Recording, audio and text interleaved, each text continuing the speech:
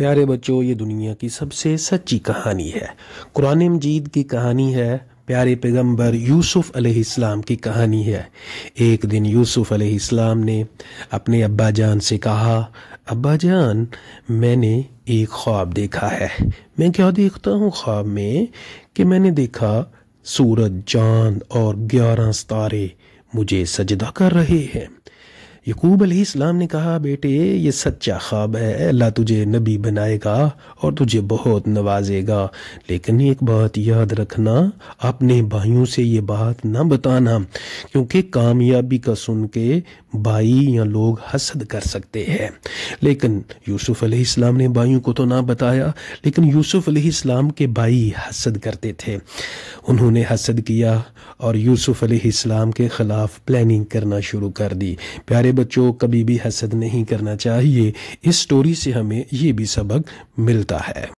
یوسف علیہ السلام کے بھائی حسد سے بہت غصے میں تھے۔ انہوں نے فیصلہ کیا کہ یوسف علیہ السلام کو ایک کنویں میں پھینک دیے۔ چنانچہ انہوں نے کنویں میں پھینک دیا۔ اب یوسف علیہ السلام کنویں میں ہے۔ یوسف علیہ السلام کنویں میں پریشان تھے، لیکن اللہ تعالیٰ کا کرنا ایسا ہوا کہ یوسف علیہ السلام کو کنویں میں وحی آئی، اللہ کی طرف سے پیغام آیا۔ یوسف علیہ السلام کو ایک قافلہ آیا اور کنویں سے اٹھا کے تو وہ لے گئے۔ انہوں نے کنویں سے جا کے یوسف علیہ السلام کو مصر لے گئے۔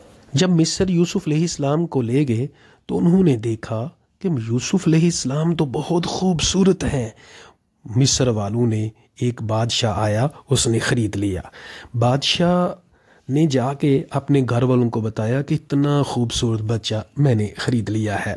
اپنی بیوی سے کہا، اس کا خیال رکھنا۔ اس وزیر نے یوسف علیہ السلام کو خریدا تھا، اس نے اپنی بیوی کو کہا کہ اس کا خیال رکھنا اور بہت زیادہ خدمت کرنا، لیکن بیوی کے دل میں لالچ تھا۔ بیوی نے گناہ کی دعوت دی۔ یوسف علیہ السلام نے کہا، میں تو اللہ کا بندہ ہوں، میں خیانت نہیں کر سکتا، میں تو اللہ سے ڈرتا ہوں۔ یوسف علیہ السلام آگے ہیں اور عزیز مصر کے پیچھے بیوی بھاگ رہی ہے۔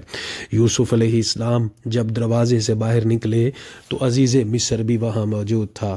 یوسف علیہ السلام نے بتایا کہ میں نے تو کچھ بھی نہیں کیا، یہ جو عورت ہے یہ مجھے گناہ کی طرف بلا رہی تھی۔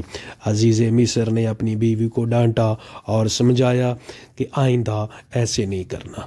اب پورے مصر میں یہ بات پھیل گئی کہ جو عزیز مصر کی بیوی ہے وہ اپنے غلام کے اوپر عاشق ہو گئی ہے۔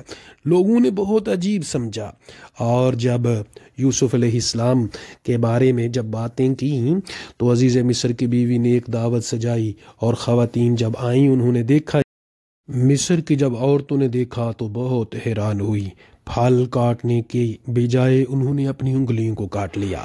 زلیخا نے اس وقت کہا، اے مصر کی عورتوں، تم گواہ رہنا، اگر اس بچے نے میری بات نہ مانی تو اس کو جیل جانا پڑے گا۔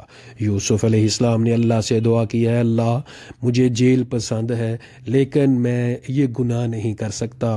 پیارے بچوں، جب بھی کوئی پریشانی، کوئی پرابلم ہو، اللہ سے دعا کریں اور اللہ تعالیٰ آپ کو مشکل سے نکال دے گا۔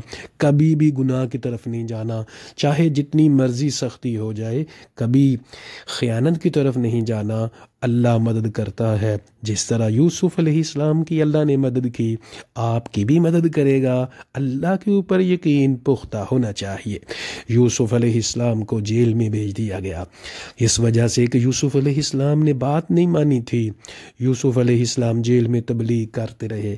یوسف علیہ السلام کے دو ساتھی، انہوں نے ایک دن خواب دیکھا۔ یوسف علیہ السلام نے خواب کی تعبیر بتائی اور ایک ان میں سے آزاد ہو گیا، ایک کو پھانسی دے دی گئی۔ یوسف علیہ السلام نے ایک اس بندے کو جو بچ گیا تھا، اس کو اپنے دوست کو کہا، اپنے مالک کے پاس میرا ذکر کرنا۔ اب وہ جو دوست تھا وہ بادشاہ کے پاس چلا گیا۔ ایک دن بادشاہ نے خواب دیکھا کہ 7 گائے، پتلی گائیں جو ہیں موٹی گاؤں کو کھا رہی ہیں، اور 7 سٹے سبز سٹوں کو کھا رہے ہیں۔ بادشاہ بہت حیران ہوا، اس نے سارے لوگوں کو بلایا اور کہا، مجھے خواب کی تعبیر بتاؤ۔ لیکن خواب کی تعبیر تو کسی کو آتی نہیں تھی۔ اس یوسف علیہ السلام کے دوست نے بتایا کہ میرا ایک دوست ہے جو بڑی اچھی خوابوں کی تعبیر بتاتا ہے، میں اسے لے کے آتا ہوں اور وہ خواب کی تعبیر بتائے گا۔ یوسف علیہ السلام کو لایا گیا، یوسف علیہ السلام نے خواب کی تعبیر بتائی، بادشاہ بہت خوش ہوا۔ یہ ٹرننگ پوائنٹ تھا۔ یوسف علیہ السلام جیل سے آزاد ہوئے۔ بادشاہ نے پوچھا کہ آپ کو کیا بنا دیا جائے؟ یوسف علیہ السلام نے کہا مجھے خزانے کا وزیر بنا دیا جائے، کیونکہ میں امانت دار ہوں، دیانتدار ہوں اور سچا اور محنتی انسان ہوں۔ پیارے بچوں، جو محنتی ہوتا ہے، سچا دیانتدار ہوتا ہے، اللہ اسے بادشاہت عطا فرما دیتا ہے اور غلامی سے نجات دے دیتا ہے، جیل سے آزادیاں دے دیتا ہے۔ اب یوسف علیہ السلام بادشاہ بن گئے ہیں، خزانے کے وزیر بن گئے ہیں۔ ادھر پورے علاقے میں قحط پڑا ہوا ہے، لوگوں کو کھانے کے لیے کھانا نہیں مل رہا۔ یوسف علیہ السلام کے بھائی اور ابا جان یعقوب علیہ السلام پریشان ہیں۔ یوسف علیہ السلام نے تمام لوگوں کو غلہ تقسیم کرتے ہیں۔ یوسف علیہ السلام کے بھائی بھی وہاں سے چل نکلے اور یوسف علیہ السلام سے تاکہ ان کو غلہ مل جائے۔ پیارے بچوں، کبھی بھی اگر آپ سے کسی نے برا بھی کیا ہو تو اسے پھر اچھا کرنا چاہیے۔ یوسف علیہ السلام کے پاس بھائی آئے، انہوں نے منت سماجت کی کہ ہماری مدد کی جائے۔ ایک دفعہ یوسف علیہ السلام نے مدد کی، دوسری دفعہ قافلے میں وہ دوبارہ آئے۔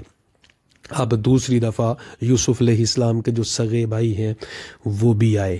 یوسف علیہ السلام نے ان کو اپنے پاس بٹھا لیا اور یہ اس کے سامان میں اپنا پیالہ جو بڑا خوبصورت تھا وہ رکھ لیا۔ اپنے بھائی سے بہت زیادہ پیار کیا، سینے سے لگایا اور بتایا کہ میں تیرا بھائی ہوں یوسف، دوسرے بھائیوں کو ابھی نہیں بتانا۔